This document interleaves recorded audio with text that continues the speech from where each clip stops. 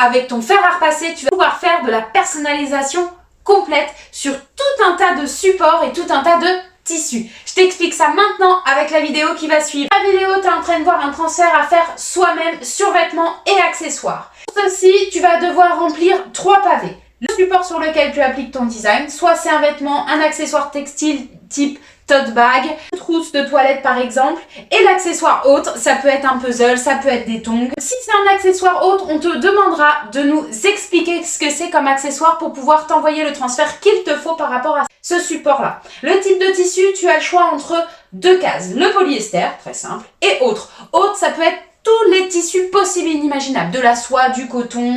Et le format, tu as format pocket, donc un petit format, un grand format et personnalisé selon les dimensions que tu souhaites. Donc il y aura une petite case pareil qui va s'afficher et sur lequel tu devras noter tes dimensions. Maintenant, passons à la phase pressage avec ton fer à repasser. Selon ce que tu auras choisi comme support, nous t'enverrons le transfert qu'il te faut. Si par exemple c'est un support en polyester et que ce soit du textile, donc du vêtement ou des accessoires, nous t'enverrons ce type de transfert.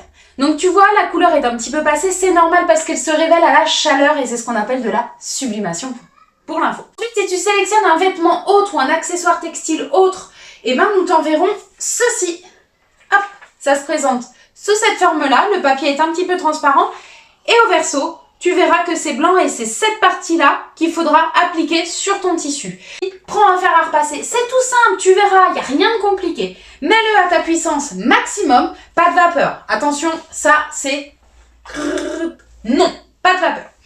Tu le mets à fond, tu laisses un bon quart d'heure, tu appliques ton design. Donc on va faire le premier, celui-ci, tu vois, où on ne voit pas vraiment à travers, et on va le poser juste là. On applique là, comme ceci. Donc on applique le fer sur la zone, et sans bouger, tu vas appuyer très fort pendant environ 60 secondes. Et voilà pour le transfert. Voir un petit peu ce que ça donne, je vais te faire voir ça tout de suite de plus près. Maintenant, on va appliquer celui-ci, donc sur le blanc. Et c'est parti également pour 60 secondes avec une pression assez forte sur votre fer à repasser.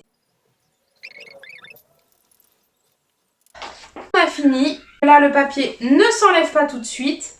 Donc, il faut laisser le reposer un petit peu à froid celui-là. Donc, on revient dans un moment. Et voilà, ça fait bien 1 minute qu'on l'a laissé refroidir. Et maintenant, on va passer au pelage. Le pelage, c'est enlever cette feuille-là.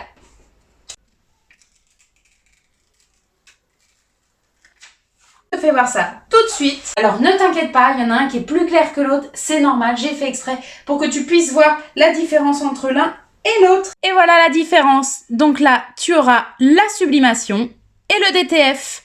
La différence, elle est quasiment infime. Tu vois, avec un fer à repasser, c'est tout à fait possible.